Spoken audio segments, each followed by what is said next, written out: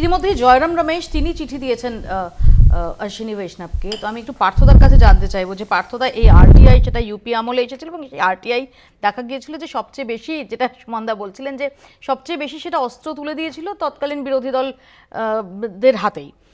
তো এই মুহূর্তে দাঁড়িয়ে যখন এই ডিপিডিপি অ্যাক্ট নিয়ে কথা হচ্ছে, তখন তার যে ফিচার্সগুলো রয়েছে সেটা কোথাও আরটিআইকে ভোঁতা করে দেবে।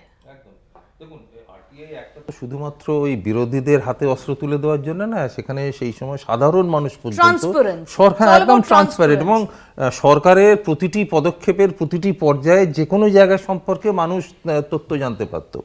তো এই এবং সেটা মানুষ অত্যন্ত মানে করেছিল, সেটাকে মানুষ কাজে লাগিয়েছিল, বিরোধীরা অন্যভাবে কাজে লাগিয়েছে। দ্যাট ইজ ডিফারেন্ট থিং, সেটা গণতন্ত্র হতেই পারে।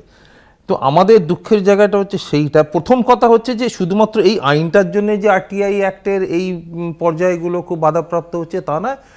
2014 পর থেকে দেখা যাচ্ছে যে আরটিআই প্রায় বিলুপ্তির মানে পর্যায়ে গেছে।